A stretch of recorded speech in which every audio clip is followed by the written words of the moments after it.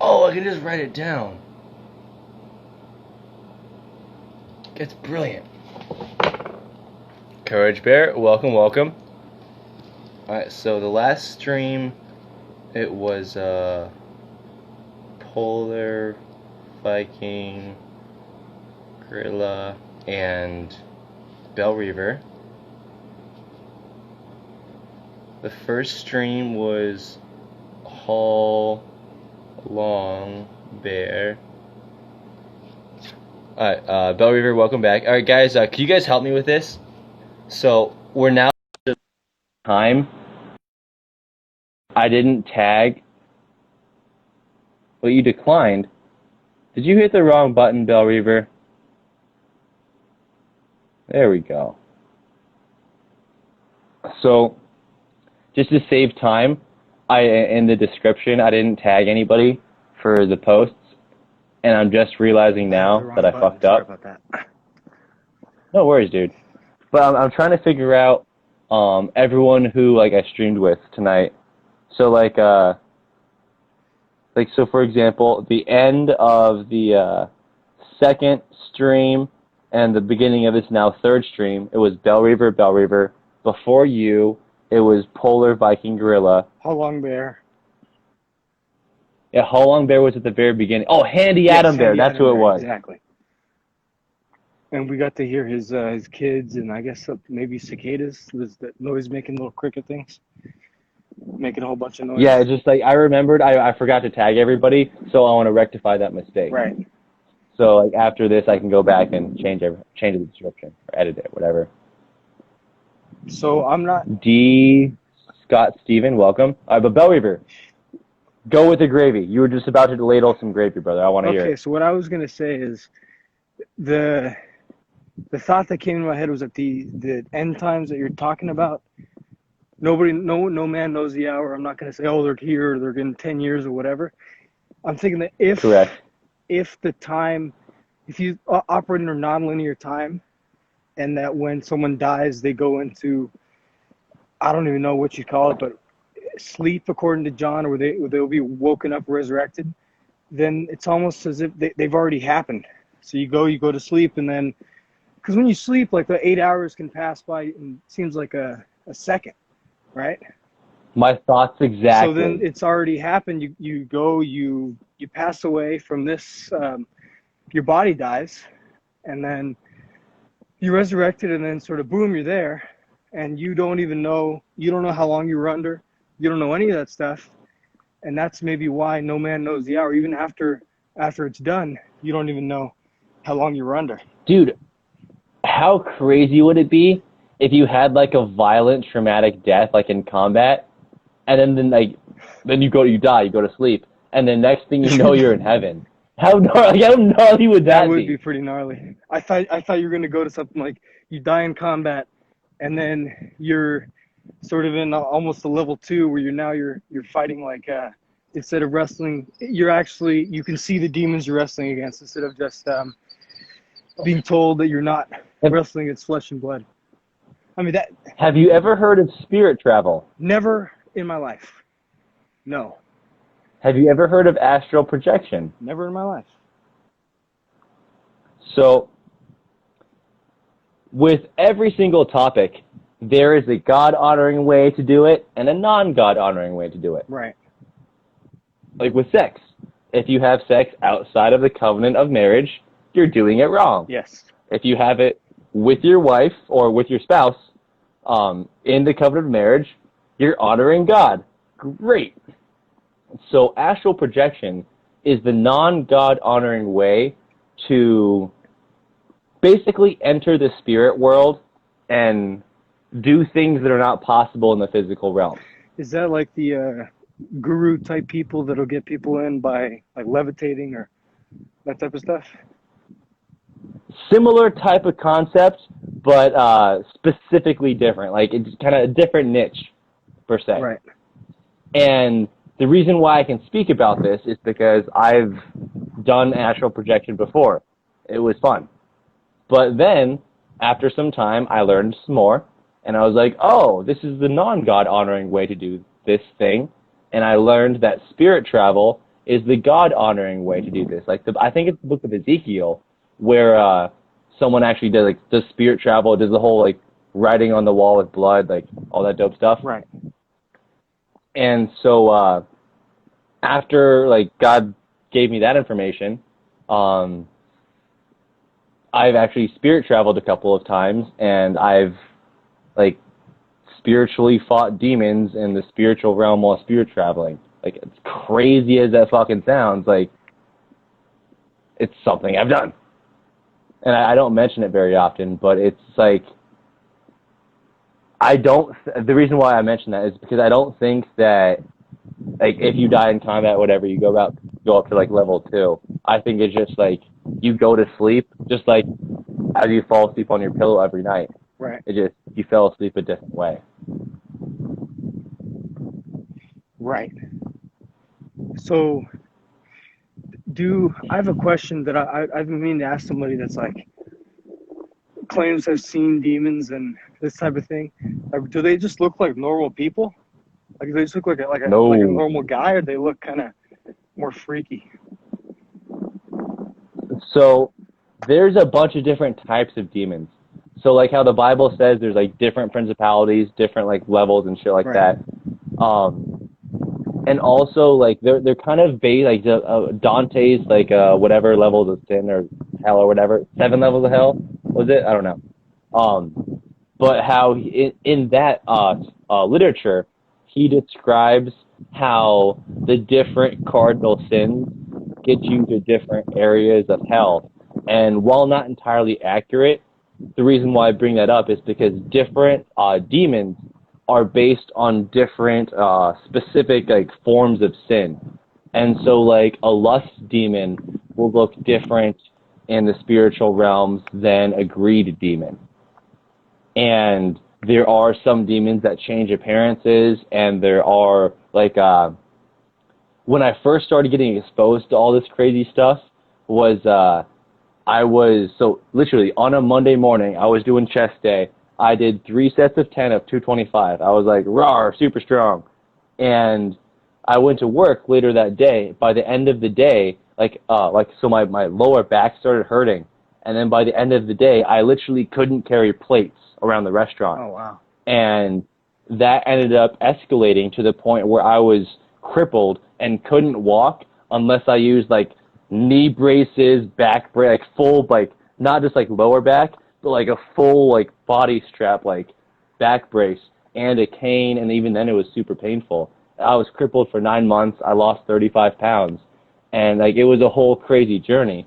But to sum it up, I learned through the process that I was not technically possessed, but kind of, like, cursed. I don't know the specific term, but basically cursed by something called a band of warring demons.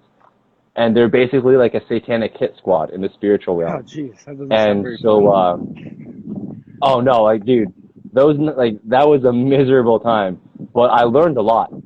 And so, like, the whole culmination of that season was God gave me a choice, basically. Either you can keep dating the girl that you want to marry, or you can put me above her. And when I chose God above this girl I thought I was going to marry, like, we'd already talked about marriage. When I put God above her, I literally felt my heart, and I not only felt my heart, like, rip, like, break, but I also, like, audibly heard, like, a breaking of the bone. Like, I heard a snap. And, like, I've been blown up, shot at, like, Marine Corps, blah, blah, blah, no one cares. But, like, so I've experienced pain. Right. But this is the most significant pain I've ever experienced in my entire life. And what was interesting was after I chose God over this woman, and then I felt, like, the pain, within days, I was no longer crippled, and I could walk. It was the, like, nigh on, I would argue, a miracle. Like, at the very least, very coincidental. That's pretty awesome, man. Is this the event that you were trying to get the VA to help you out with? Or is that a different Yeah, thing? like, same thing. For the first 6 months, I was just on the wait list and they just didn't have time for me. And eventually I was in, like, it was kind of funny, a story. I was in a wheelchair and I wheeled myself up to the elevator and went to the top floor of the VA hospital in Phoenix. And that's where all like the executives are. And basically I just made a ruckus until they listened to me. Like, I was just so much a pain in their ass that they was like, oh, fine, we have to deal with him. So like, Yeah. Is it similar to the thing that I don't really want to say because I'm outside? That if you like, you're kind of in that mindset where you're trying to make more and more and more money, you'll attract a demon that's more into like lust, or if you're, I mean, it's a greed, and if you're really like trying to like do all these lustful acts with strangers or adultery stuff, you'll attract one. Yeah. So there is that sort of how it works with the with our friends that I don't really want to think about or even say their name. Yeah, so like, I'll tell you a story that'll answer your question. Sure. Is one day, like, so this is before I got taken off of Facebook, but I was on Facebook and a pretty girl hit me up. I was like, hey, like, I think you're a really good fit for this job. And I inquired. Turns out it was an insurance job, and I was like, yeah, that sounds fun. Why not? And so turns out, like, to get your insurance like license in Arizona, like, people say it's really fucking hard. Right. And so, like, everyone was like, oh, it's going to take multiple weeks for you to pass this test. And so I scheduled the test on a Monday, and so naturally I started studying for the test on that Saturday. And so I texted the dude that was about to be my manager. I was like, a question about, like, chapter 1 or 2 out of, like 15 chapters, I want to say. And he just never responded. And so, like, I learned later that when I sent him that text, he told everyone in the group, he's like, there's no way this guy's gonna pass. Like, what the fuck? Like, right. And like, he kind of like chewed out the person that recruited me because he thought I was gonna fail. And so, lo and behold, I drove 2 hours down to Tucson so I could take the test on Monday, and I passed the first time. Surprise! There you go. And then, like, when I texted them, I was like, oh, I passed. What's next? Apparently, that blew everybody's minds and, like, kind of put me on, like, a little bit of a pedestal. And they were telling me that, like, basically just do X, Y, Z, and I'll be making 6 figures within the first 18 months of my career there.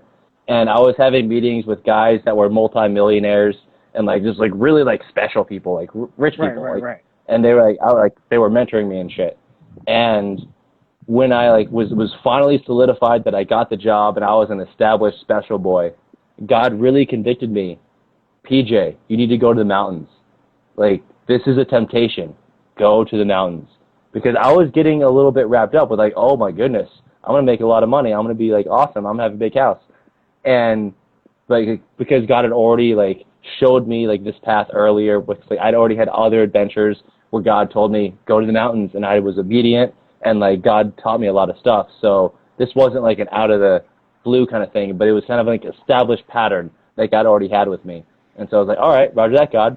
And so literally the first week when I was supposed to start, I just texted my manager. I was like, hey, God told me to go to the mountains, so I'll let you know when I'm back. Right. And I just drove to the mountains. And I was there for a couple of days, and I was just reading scripture. And the main thing that God really resonated in my heart was the whole verse where it's like, what is it if a man gains the world but loses his soul? Yeah, exactly. Profit the world, it's either profits the world or forfeits the soul, but that's pretty much what it says. Yeah, exactly. And what's crazy is when I got back, I learned that there was like some special company trip while I was gone, and one of the guys took too many drugs, and like one of the main guys. Pause for a second. Took too many drugs. I don't know what the fuck is going on with my fucking neighborhood. All right, so keep going with your story. So it turns out, like, while I was gone, like on the mountaintop, literally, one of the main guys was at some company event and took too many drugs and literally got demonically possessed, like car crash, like this whole crazy story.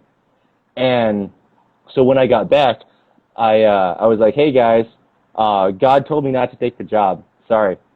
And like there was this whole like recruitment process where like no, but like they tried to keep me in the company because like they wanted me to like do things and shit. Right. And I was like, no, dude, God told me not to do this. I can't disobey him on that because like God's like kind of held me on a tight leash and like really was so the last time I was intimate with a woman, immediately after, God convicted me so much that I literally was bawling and crying.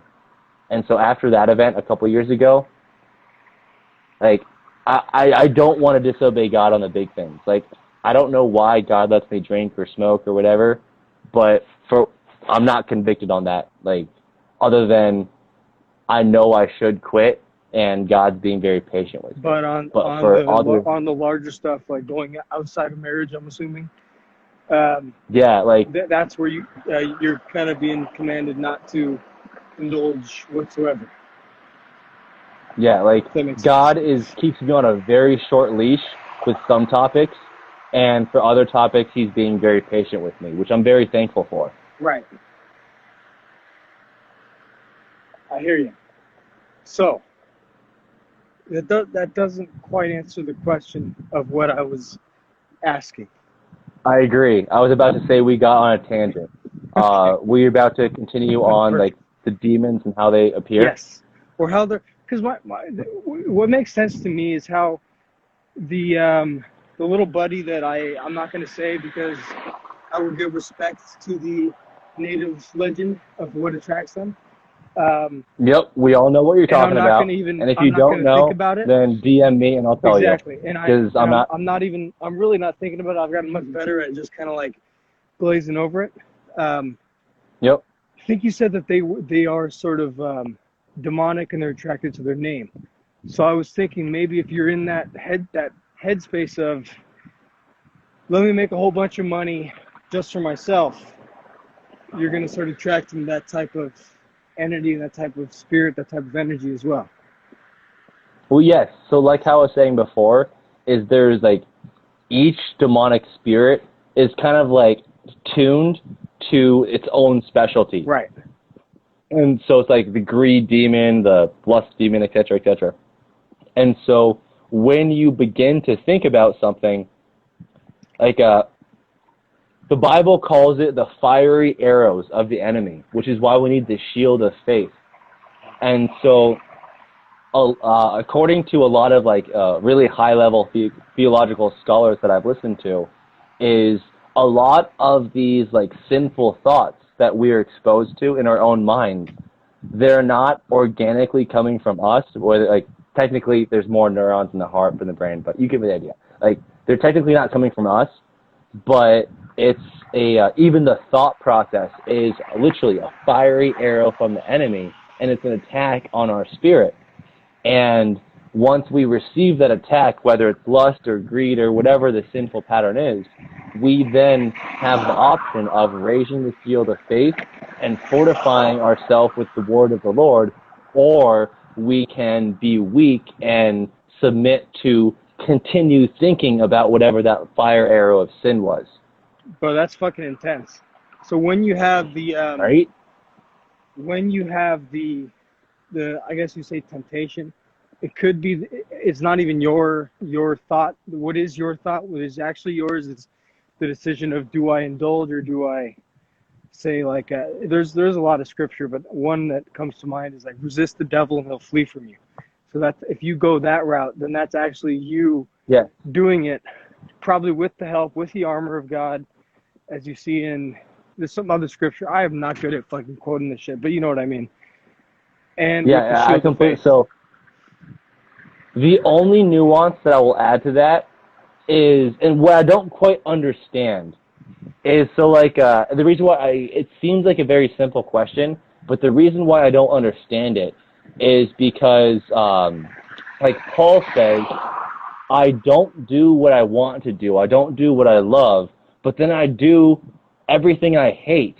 And like he's like in this I think it's I don't know where it is, but it's somewhere in the New Testament, and it's just like he's describing this inner struggle, and it's very similar to the thorn in Paul's side that we don't quite know what it is, but I think it was like eyesight. It was like he's describing these things, and it's like right now I know this is poison. Trainer Bear in the 2 streams ago, like the first part A of tonight's stream, like he gave me specific knowledge in addition to what I already know, because alcohol is bad, like if you take in excess. But he gave me a bunch of like chemical stuff where it's like, oh, this is additionally bad. Right. And so I now know it's bad. Or a better example is I know these are death sticks. Right, exactly. And so when I choose to partake in these things, how much of that is my own, according to Jeremiah 17:9, every human heart is so wicked and diseased, not even though a man can know it.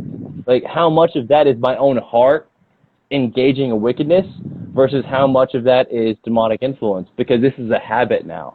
Like, I understand the initial engagement is much more likely to be a demonic influence, but once it's become a habit, how much of that is demons versus how much of that is my own heart, my own wicked heart? Right. That's a very good point, because when my dad was a doctor, and he would get a lot of alcoholics, and what they would say, not what they would say, what the doctors would say, and the AA people, what they say is the first drink is a choice. And so that means that when you wake up, unless you wake up hammered, I guess some people do, but not every day you're gonna be waking up hammered. Probably go broke first. It happens. Right, yeah.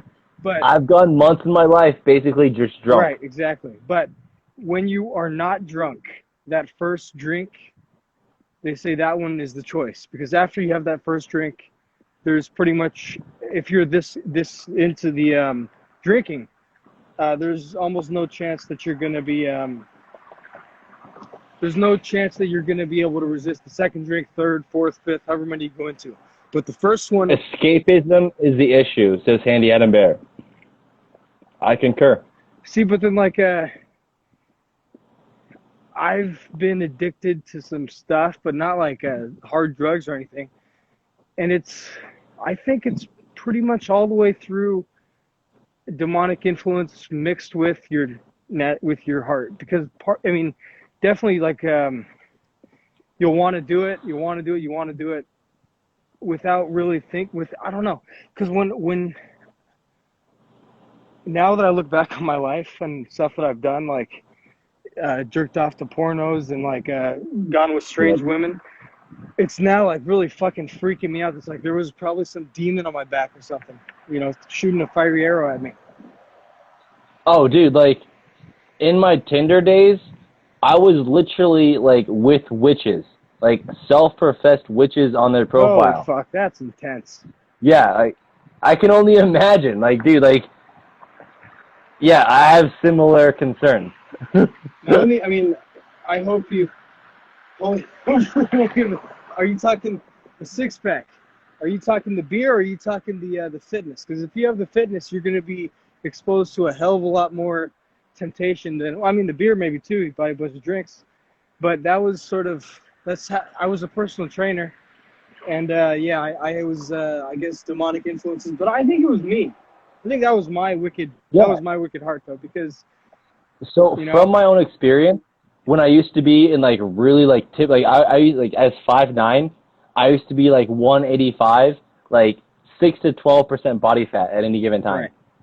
And so that what I found, it wasn't a demonic, from my just looking back, I think it was less demonic influences, but it was more pride and ego, where it's oh, I spend all this time working out. Exactly. And it starts out with yes, my muscles are getting bigger, I'm excited about my growth, but left unchecked, that can very easily become a vanity issue, which then can easily be extended to the natural desire for human contact. And with younger males with high levels of testosterone, obviously that has romantic issues. You want to go for the P word all the time.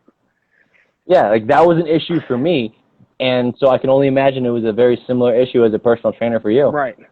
Yeah, so that's why I think I really think that there's some sins that your heart is sort of predisposed to, or those that you're going to be more wired towards. I don't know how this works. Generational sins, bro. Yes, It's a biblical something like fact. that, where you're gonna be.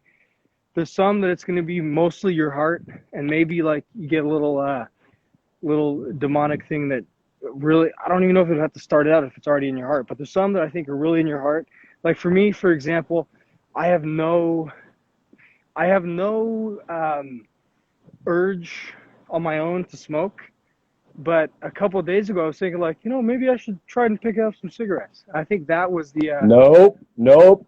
Avoid it. right, Do not right, ever fall to that right. temptation. But I'm a victim. I think that, I'm a yeah, victim. exactly. No, never even fucking pick up the first one, But bro. I think that was Like you said before, more the demonic first one because is a choice. exactly. But Learn from my mistakes. I didn't pick them up. But my point is, I think that was more the demonic side of it because I've never had any inclination to smoke really ever cigarettes Ooh, at all.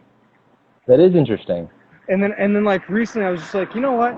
I should just go. I can buy one if the liquor store it's open. I should go buy it. And it was like sort of later at night too. I don't know what the hell. And I was like, what? Why the fuck did I think that? Because I don't smoke. I did smoke some marijuana when I was younger, but even that I didn't really like. I think that was definitely, but for whatever reason it didn't catch on. Like I said, Yeah, I dude, don't. there's some gravy there. Cause like, I was at my friend's house earlier today, and his niece was in the front room playing Minecraft with one of her friends, and actually one of her cousins. And me and my buddy were in his room, and we were smoking a bowl, and just like hanging out, talking about things. And his niece came into our room, and she commented, like just like in the innocent way only kids can, that the smell of marijuana was really bad to her. And so because he was like in the front room getting some water, I had to explain to his niece.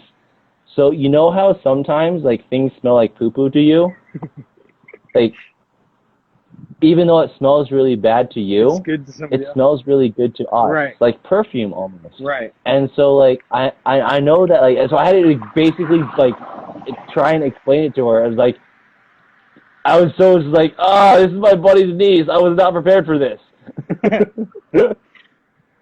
Dude, I also I'll share this because it's very interesting and it's sort of makes me feel like I'm like a really like bad dude, not in a good way, and like holy shit, I'm really fucked up. So it was probably late at night. I was going to sleep, or I'd just woken up. It was where I was very tired, and I was wanting to get back to sleep, and my mind started racing, and then something like it really felt like an intrusive thought that was telling me stuff like, if you do serve the devil, you will get like all these rewards and all this stuff, and it's probably worth it because you get all these worldly rewards, and you should do it. And I still, even like I wasn't reading the Bible back then. It was a couple years ago, but still something in me was like, no, that's a complete fabrication. That's a lie. You can't do that. But it was very, very odd to see in myself how convincing it was, even though really quickly I knew it was bullshit. But it was very convincing for a time. For like a good minute or so, I was thinking like this is a damn good point. So what you describe is surprisingly common. I've got friends who have told me that friends who have had a similar chastity issues to you and I in their youth, right? As they began to become more chaste in their behavior. That's actually exactly. I was just. I think I wasn't married yet. But I was really wanting to get married to the same woman. Kid wasn't there yet. Actually, maybe. Holy shit, maybe it was. God damn. Because my kid's like 1 in a couple months. Fuck.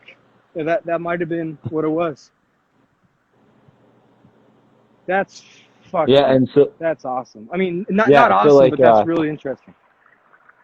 Yeah, so as my friends as they tell me, because I've only experienced this once or twice, and like my experience didn't quite line up with theirs.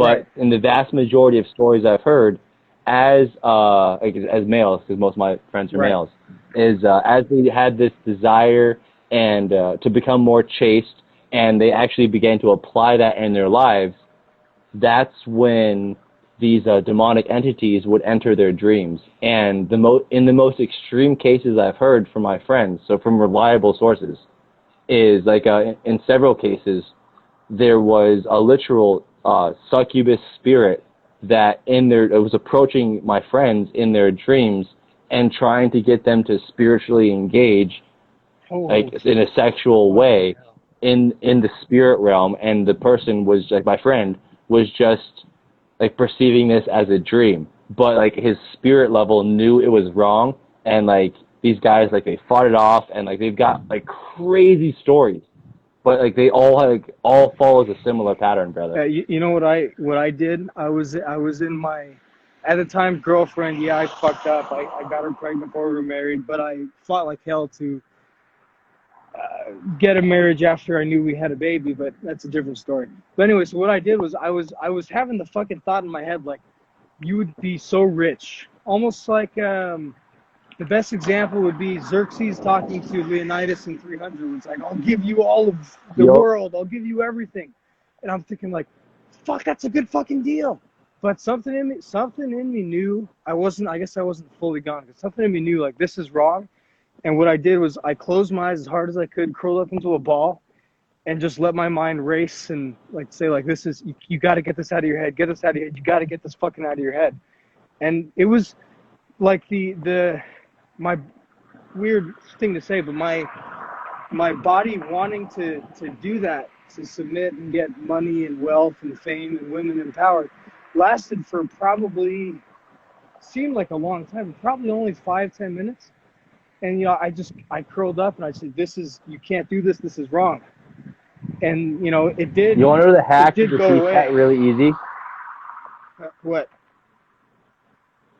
The hack to defeat that really easy? Yeah. And you're going to have to sell this to your wife.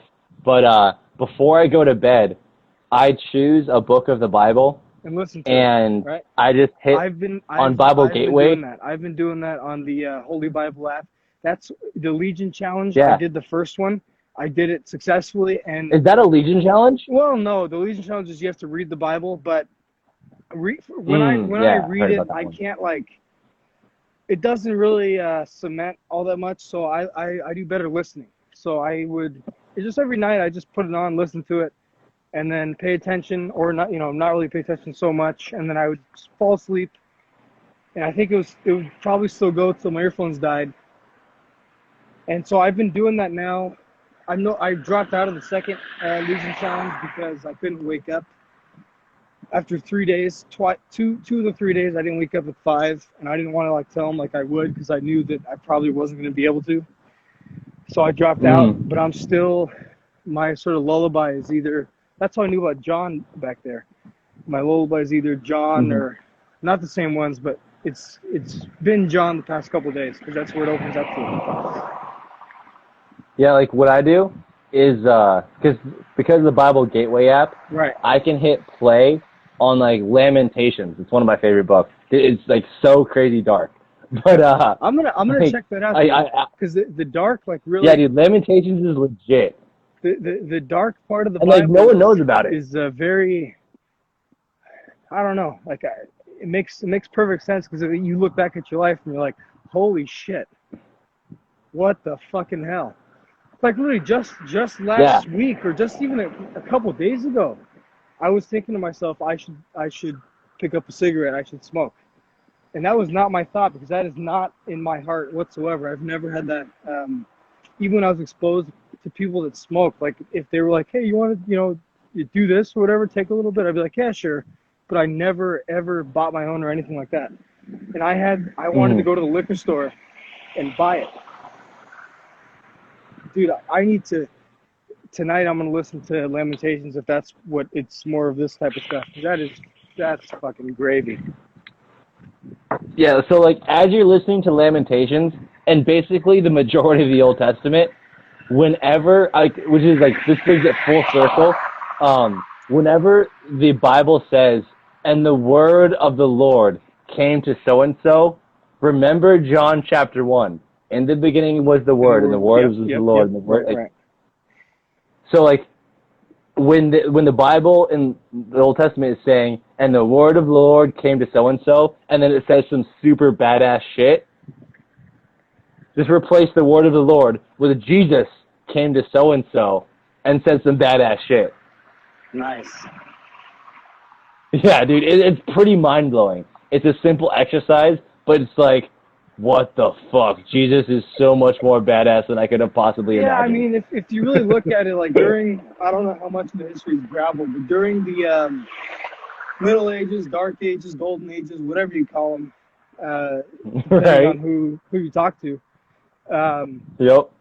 Don't talk to Mark Twain. Yeah, of course not. It'll say slavery, oh my God. But anyway, those people were not like kumbaya Christian type people. You know what I mean? They were very very militant. They believed in, like, just for example, I was thinking like the colonists that I don't know. I don't think I'm descended from the actual colonists because it's almost as if the ideology of Antifa came from somewhere. Oh, yeah.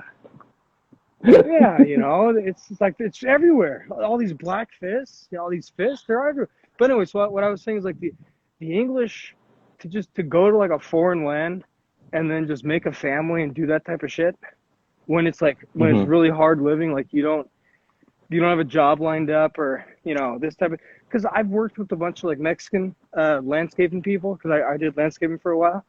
A lot of those guys, like, they come through, they have a job lined up, it's decent paying, like 20, 25 an hour. In California, they get benefits from the state. So it's like, not to knock Bajo Bear and his people, but I think that coming over to a foreign land when it was hard times and then literally conquering and repopulating, I thought of that and I was like, that would take some really tough motherfuckers. Well, dude, what do you think the Mexicans have done to Southern California, Southern Arizona, or all of New Mexico, and Southern Texas? They've taken it over. They've literally done what you're describing. Well, like, but it's a much easier. Good job, Mexicans. Yeah, it is true. They definitely did. Because they did it with much less, or arguably less violence. But here's the thing. And the reason why I'm so questioning about that is because gangs kind of right. But there's families that are Mexican people that never left these areas. Like they've been there just kind of like, all right, the government. They never got kicked out. Yeah, I'm still here. I'm having a big family. I'm crushing, and then now they're like, yeah, we're back, motherfucker. That's pretty much what happened. Well, because like to be fair, the only real push to drive the Mexicans out of American lands, right, was in the 1800s. When America first bought all this land from Mexico, and there was a significant political drive to like move out all the Mexicans, but that only lasted like 20 years. And everybody who lasted beyond that, they've been having tons of babies ever since. Right. That's why like that whole scenario is very fair. I almost want to say it's fair because it's like it was.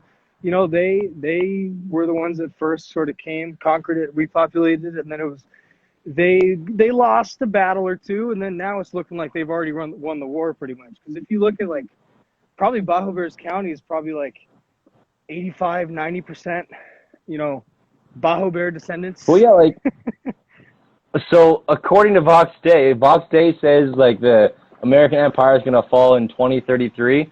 Right. So I'm going to be a little bit more conservative and just like round it off at 2040. 2040. That being said, if the balkanization of America happens in 2040,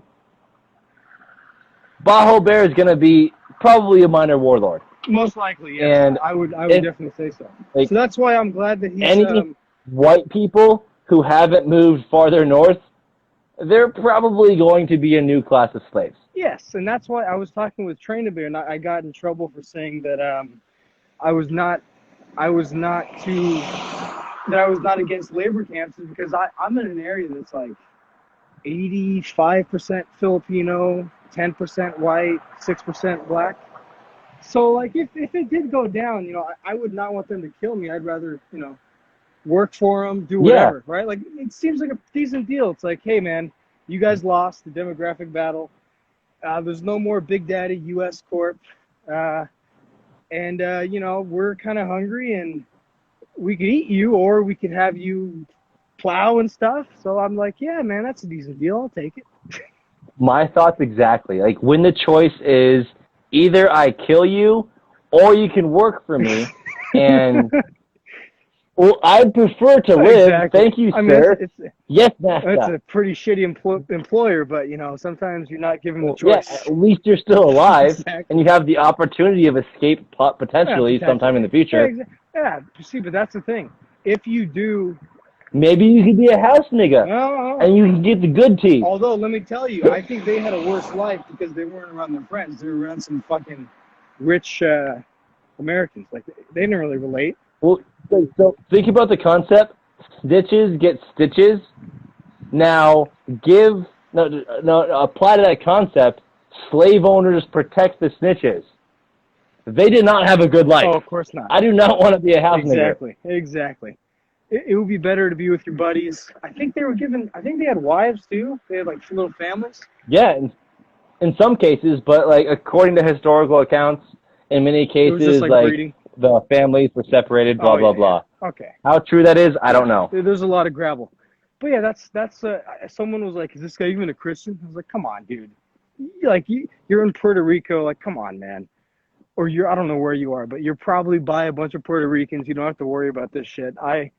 And by, like, my dad's like in a, I guess, American community, but it's a really small gated one, and my mom's like by a bunch of Indians.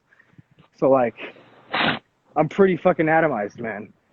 These are things that people that have been atomized, either they're born into it or they chose it. This is stuff that they have to kind of look into.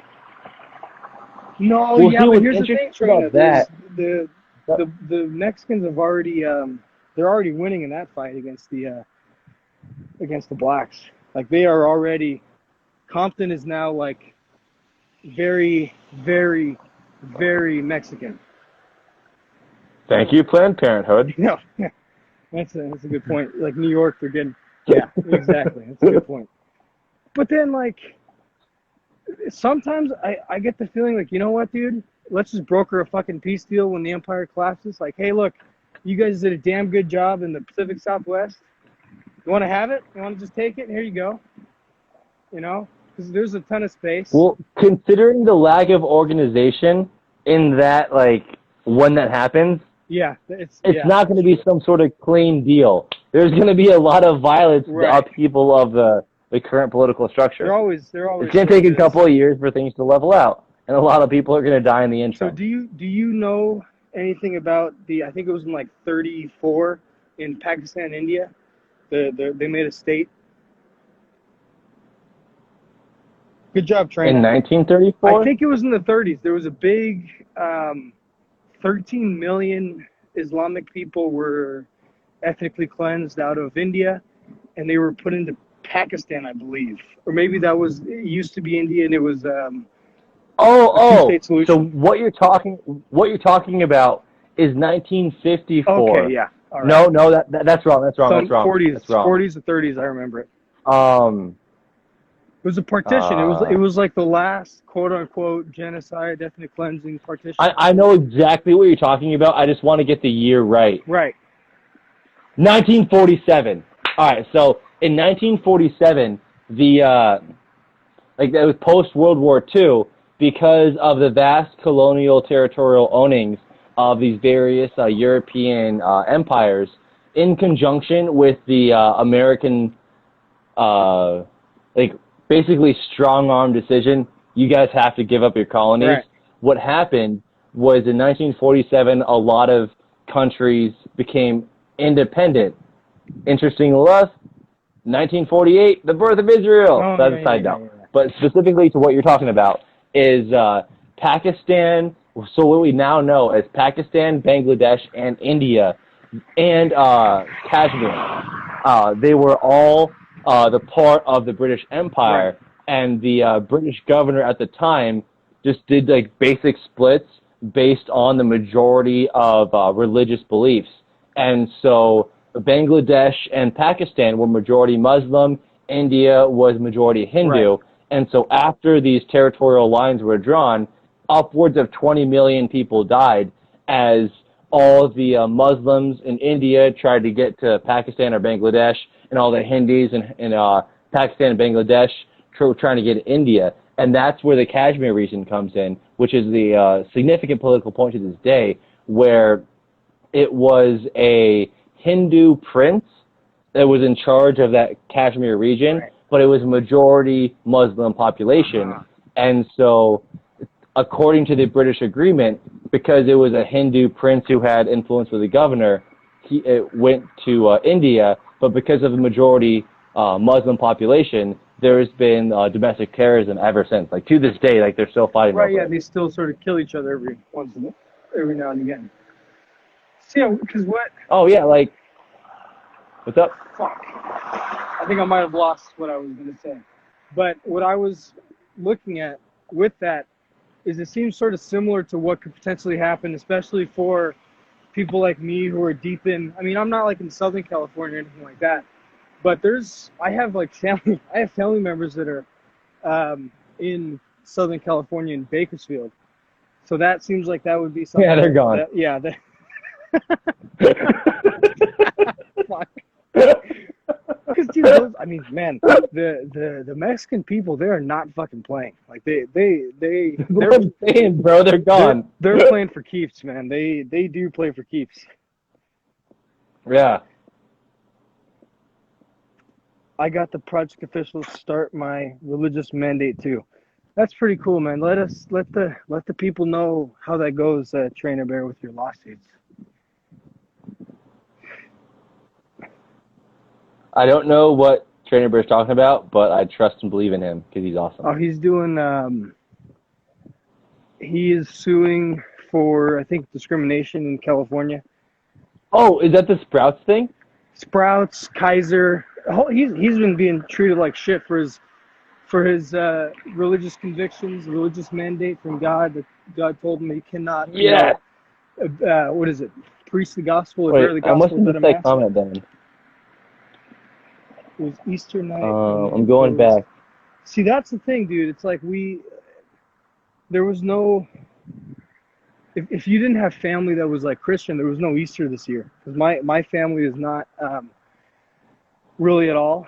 Like my mom, my dad. I mean, they probably say they are on paper, but other than that, nothing. And there was no Easter, no nothing. Not even. That's a good point. Yeah. And so like my birthday is literally Christmas Day. Right.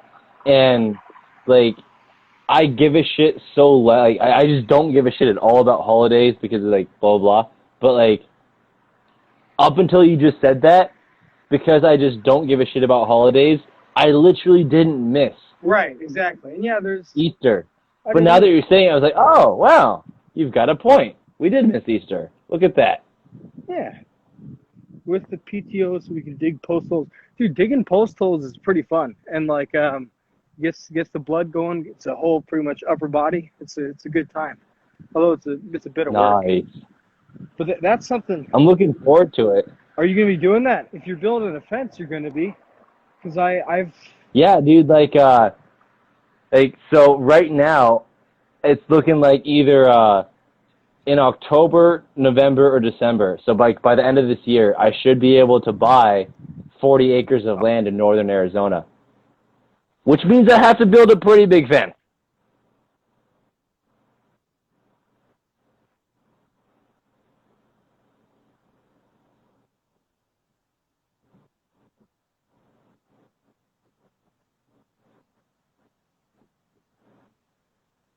I'm more in Native American territory. Well, I mean, they're. Yeah, like as long as I make friends with the Native Americans, I'll be good to go. Did you hear the story that Big Bear got a letter from the guy Autarky Bear? The tribe reclaimed some land. See, because that's where having some knowing about some of the Muslim stuff was very breaking the Judeo-Christian and becoming more of an Islamo-Christian was very, very important because was that like one Mongol woman came in and pretty much slaughtered like 50 quote-unquote warriors, so-called warriors, Just told him, hey, just stay here. Yeah, I've heard that I'm going to story. slit your throat. So then, because I was just going to say what Vox Day would say, like, well, the natives don't have the population. They don't have enough people to retake and repopulate. But I mean, like, if the Dude, in Arizona, right. there's over 250,000 natives. Okay, so they might Like, have the population they've there. got the population. But I make friends with them and give them food. I'm good to go. yeah, yeah, yeah. You kind of have to be like, hey, man, I'm more useful to you, free and alive. So Yeah, like, if you try and take my land, I will kill you. But if we're friends, I'll give you food because my farm just happens to have a surplus because I'm not a retard. I think that's the way to do it. So friends? I think that's probably that is. See, talking with you with other bears, really like a lot of stuff starts to click. Because if you are like a rural Yep. population and you're self-sufficient and you're actually you don't rely on like if a different state were to take over and you don't rely on their sort of fancy pants lollipops, you have your own thing going where actually they could take some from you if they have hard times. It makes more sense for them to just leave you alone than it does for them to even put you in a work camp. So it's like that you are unconquerable. Like, think about how many farmers, after the fall of the Roman Empire, like, they were just like, oh, new army, here's some food, Exactly. don't rape my family. Exactly. And they're like, good deal, we'll continue on. New army's like, yeah, I was getting a bit hungry, man. I was getting a bit hungry. These marches kind of suck. What's that? Is that a goat? You got some goat milk? All right, I'll sign me up. How much do you have? It's like, well, I've got enough to feed everybody. It's like, yeah, we're not going to touch you. You do your thing. Yep, so that is really the goal. Because when I had some despair creeping in, and I was thinking like, well, the city's got pretty well. The way I view it is they get conquered, like the way the U.S. Empire works, the Yankee Empire works, and currently it's kind of not really so Yankee anymore, but that's a different story. It's right. You conquer through like migration. So, Civil War is the best example. You get immigrants, you give them a gun, and they go fight Americans in the South. And that's like real easy to see. It's a bit harder now because what happens is the immigrants come in, they sort of repopulate an area, and then they break the cohesion, all this stuff. And I was thinking like, well, what would stop that? Because it happened in the cities, and the Americans moved to the suburbs, and they lied. They said, oh, we're not moving because we're racist. We're not moving because of this. We're moving for the schools or whatever.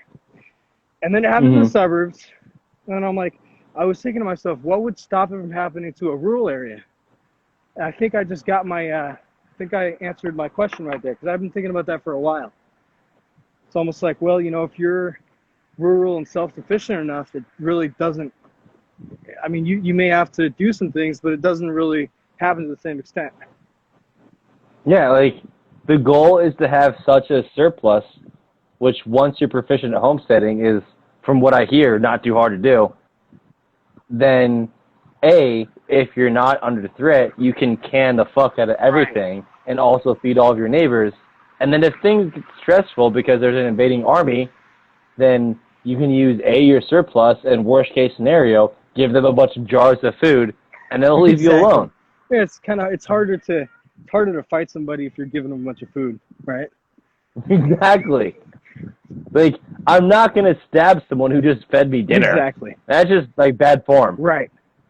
So that's, I think, about all I got to talk about, and this has been very helpful. And now I look at like, I guess, unclean or impure urges much differently now. I look at it more like, instead of, it used to be like when I was gonna like jerk off to a porno, I think of like, oh look, the grappler's rubbing his hands.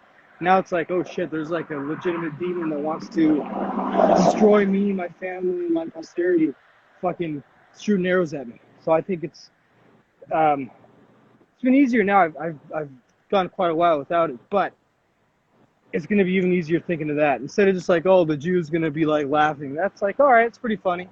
But if it's, if it's an actual demon, the stakes are a bit higher.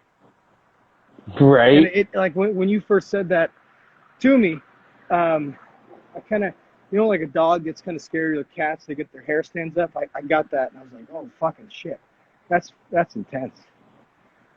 Right? It's intense, and it's Like these also pretty spiritual awesome. realities are surprisingly intense. Yes, they really are, because they're like they're real on like a really um, instinctual primal level. Like, oh, like you'll hear it and you'll think it's real. Like there was a Owen. I was watching an Instagram stream, and he said he didn't say it. He said that he didn't want. He was thinking maybe he shouldn't eat pigs, and I think you've talked about this as well with the satanic rituals that they use pig flesh.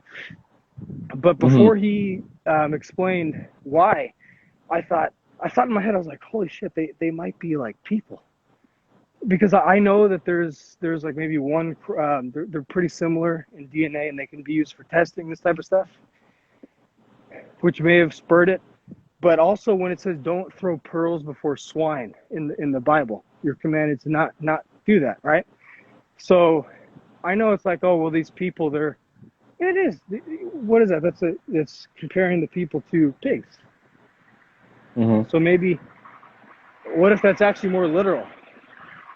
Like Well, so the reason why I don't think it could be literal, you're welcome, is because the Bible says that everything reproduces after its own kind.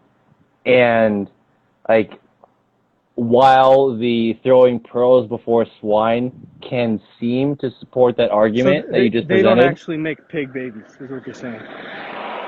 Yeah, because, like there's also the whole Bible verse where it's like, it's regarding sinful behavior. I think it's in Proverbs, where it's like the dog eats its own vomit. And so there's a multitude of analogies and like those kinds of things that refer to a animalistic nature that's exemplified in the specific species, right, that it's not God uses them, to teach us a lesson. Right. Okay, I see it. Yeah. So yeah, I got you. I thought it was kind of weird that I thought of that. But yeah, I get what you're saying. If you were right, it would have been way more interesting. Yeah, exactly. The reason, because pigs will eat anything, and you are what you eat. That is true. Pigs, a hungry pig will eat the farmer. Hungry sow with dude, if you were right, then we would have to then immediately give thought to the hypothesis that there are some people that are so sinful and deceived that they literally give birth, like humans give birth to pigs. Yeah, that's absurd. That is absurd. Because the baby, like, you've got to take the logic like to its course, full course. Yeah, I hear you. Because dude, babies are, I don't know how this is biblically, but babies are pretty awesome. Like my kid just wants to share with me. So literally, if you're drinking something, she'll want to take your straw, like look at it and just give it back to you, or she'll take one of her toys and then she'll just give it to you, and then you say thank you, and then you give it back to her, and she's like all happy, and then she gives it back to you, and you say thank you, and she likes the interaction. It's very funny. That's adorable. It's very funny. Yeah, I love it. It's like and it's just the most pointless stuff. Like she'll go up, bring something to a stranger. They look at her like, what? Where'd you get this? And then all she wants them to do is take it. So we got to go? Pause real quick. We've got about 90 seconds left. Do I go into a fourth hour? If you want, it has to be with somebody else, because I'm gonna get in before it gets too late. Especially since I already had an experience with the black man over there. Not Batman. Yeah, with the shady character in the shadows. Exactly. Well, I mean, it was decently lit, but I didn't want to go into the shadows. Because that's when Batman really... Listen to my narrative. How dare you? He was a shady man in the shadows, and now he's your eternal enemy. Because I need to increase civil strife. I owe you money, so I'm going to agree with everything you say. Right on. Yeah, Exactly. Trina wants to go in. If you want to go, I would like it. I'd stay in the chat, just in my bed. Word. All right. Sounds like a plan, guys. So with 32 seconds left. Perfect. We'll be right back. Dude, it was absolutely wonderful talking to you, Bell Reaver. I enjoyed talking to you as well. That was great. You know a lot about the Bible. Yeah. Awesome. All right, I'm looking forward to listening to you and Trina. Peace out. Word. Be right back soon.